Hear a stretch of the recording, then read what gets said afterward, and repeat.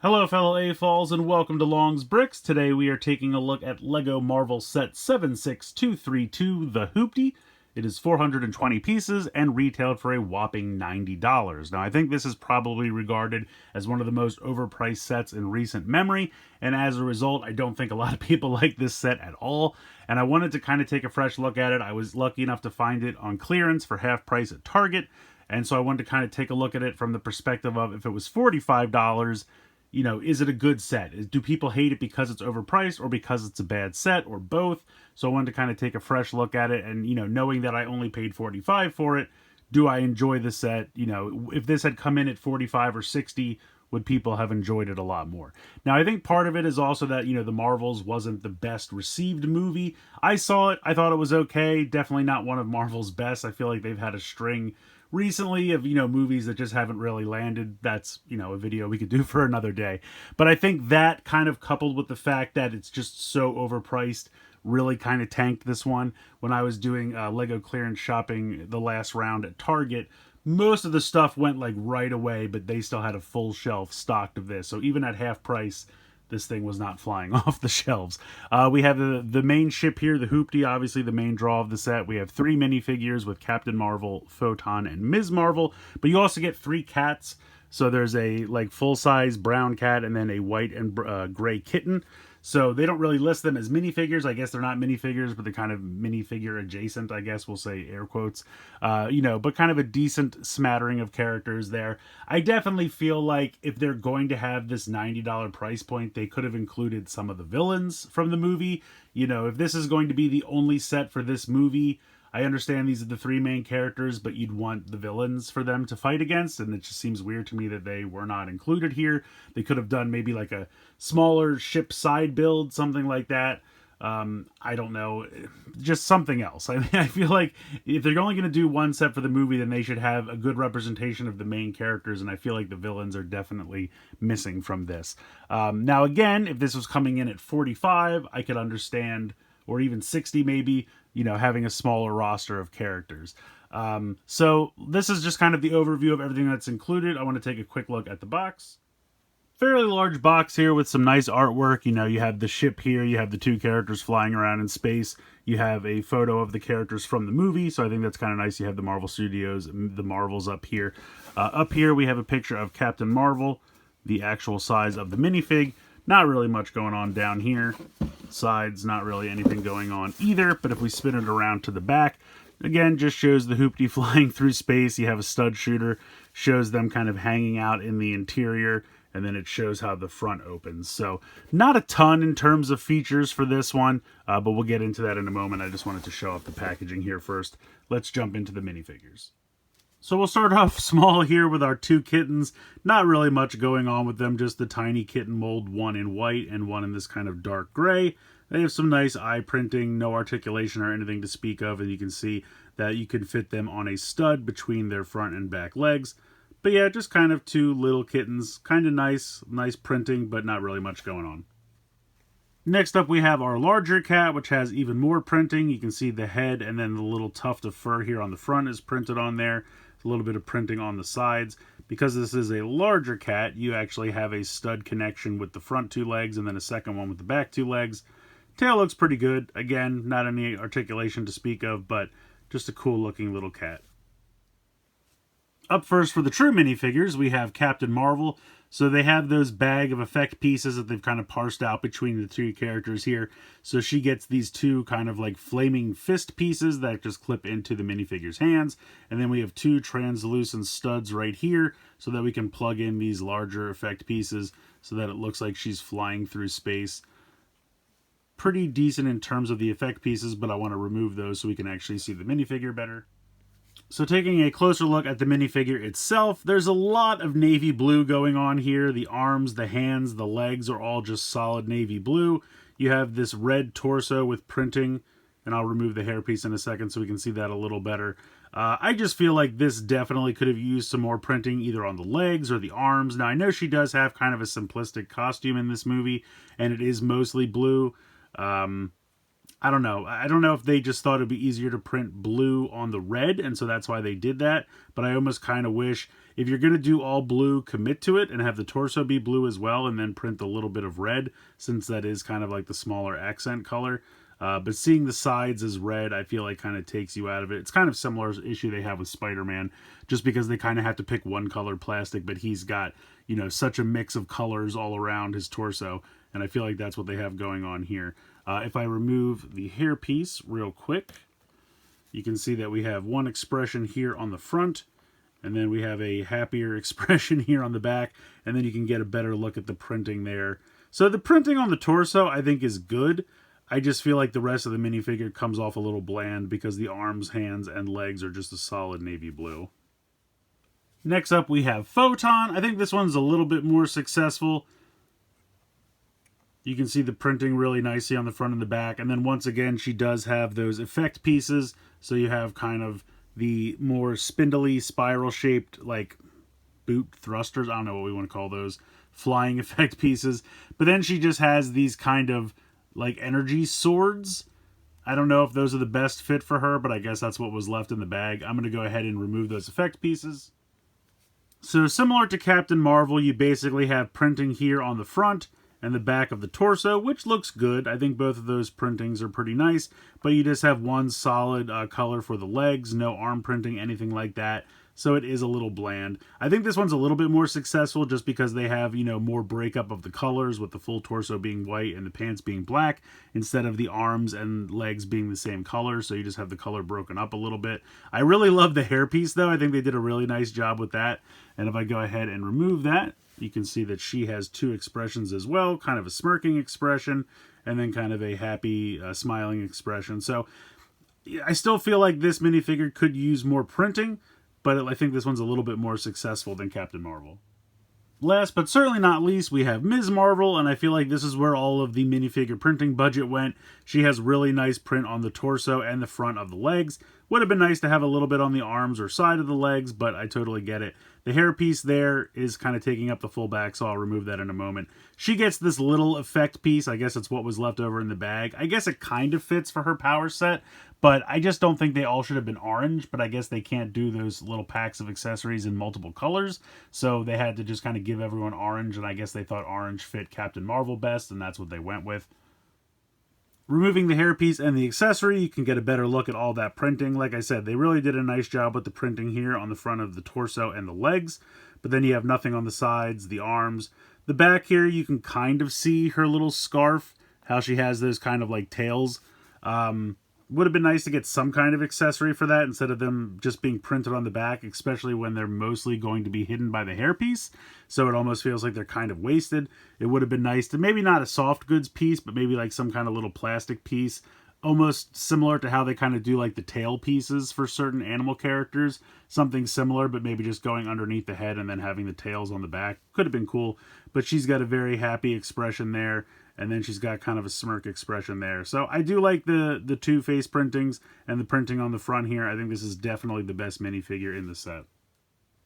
So now we are on to the Hoopty itself. I think as a ship, I think it looks pretty good. And if we compare it to what we've seen in the movie, I think they actually did a pretty good job recreating it here in Lego. I think the exterior is pretty faithful to how it appeared in the movie. Overall, you know, you have a little bit of translucent orange here for, I guess, some kind of window.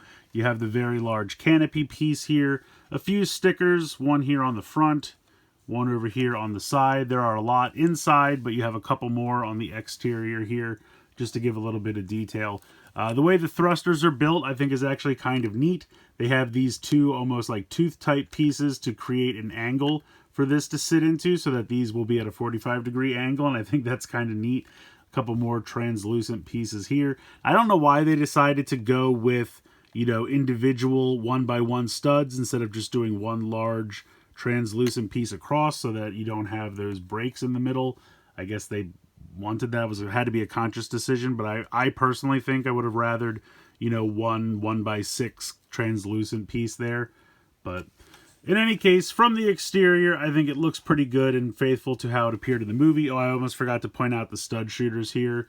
They're stud shooters. We've seen it. Nothing really exciting there, but there are one on each side, so you can fire them there.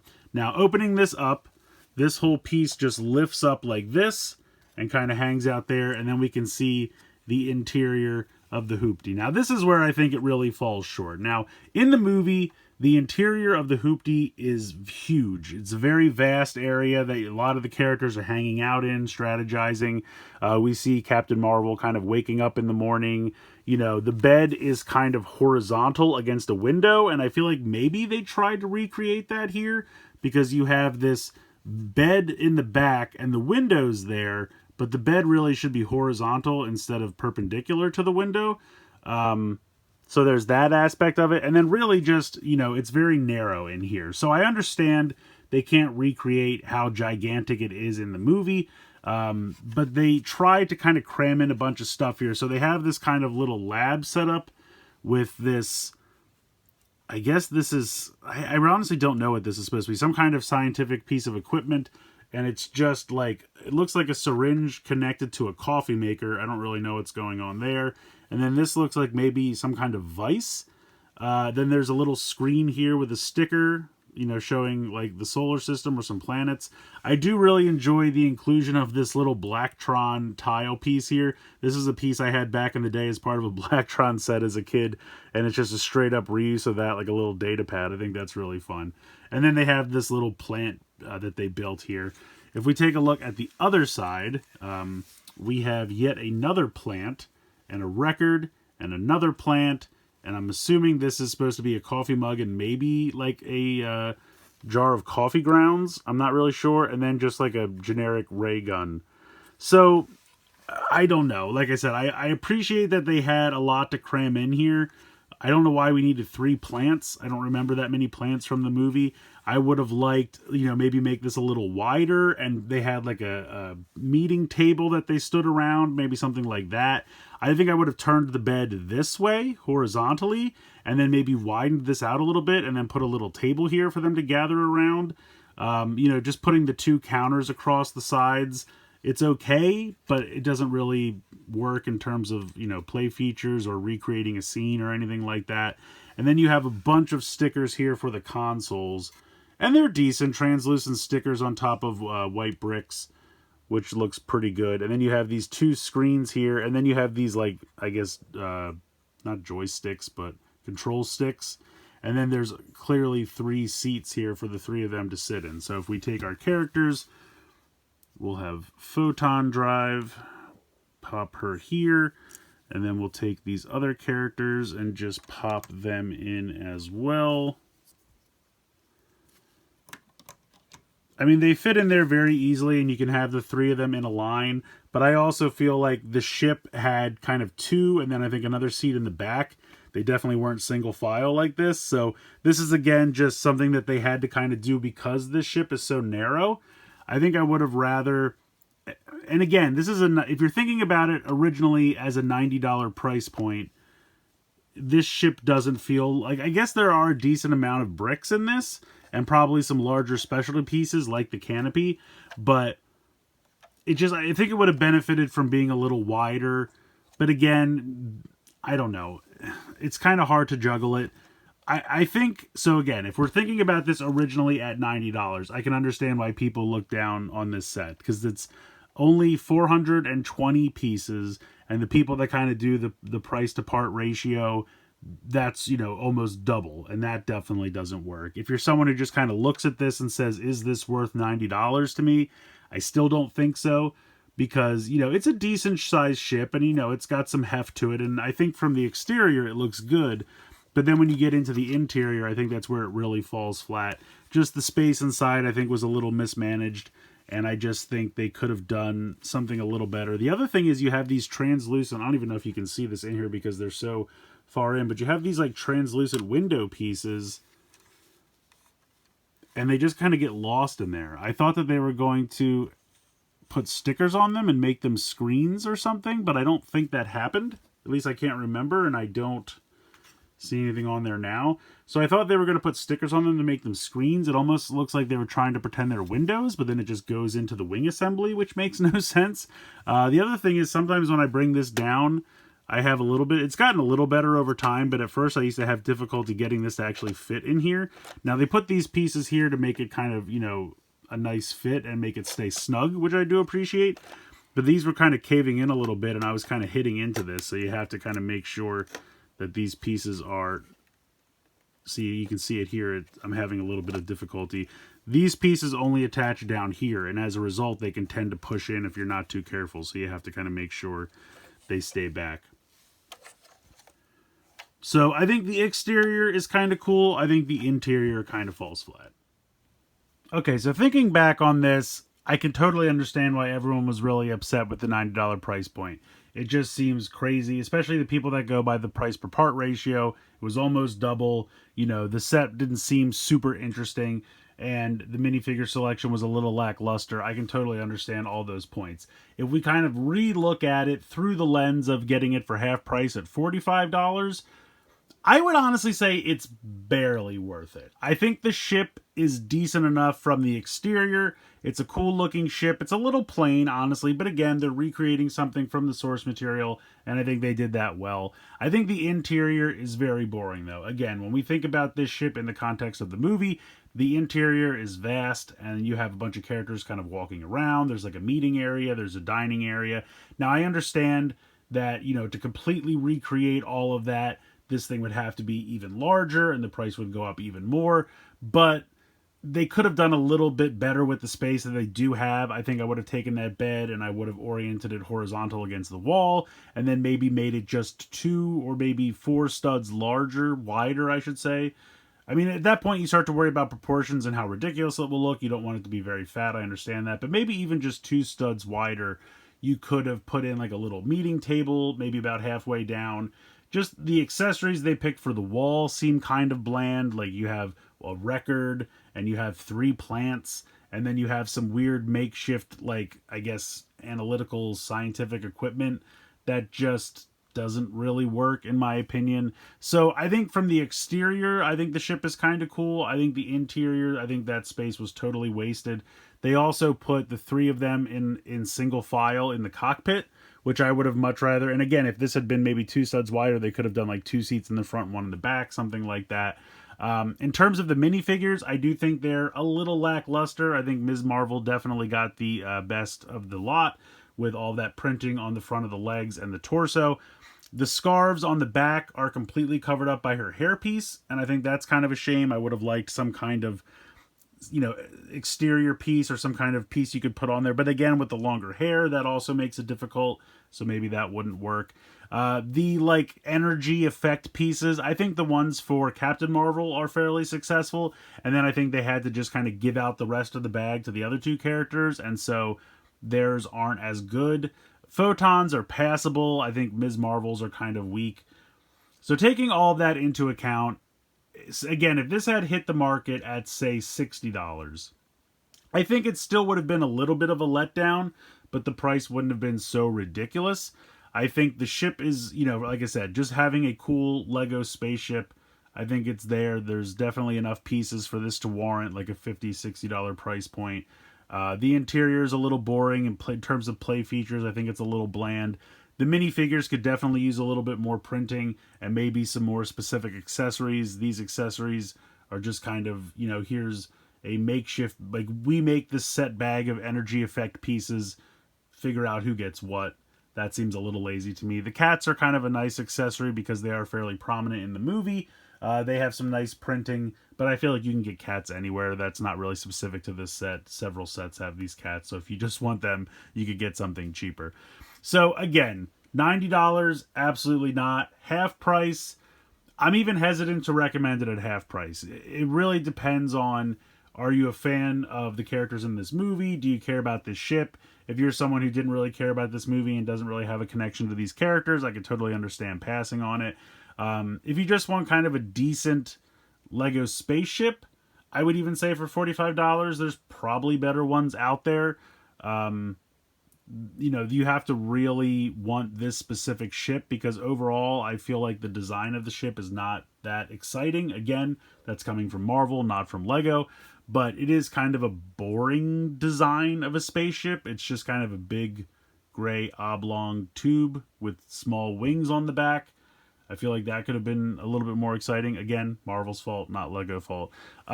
So yeah, I don't know. Like I said, for half price, I think it's certainly more worth it. but I think you could probably spend your 45 on something a little better.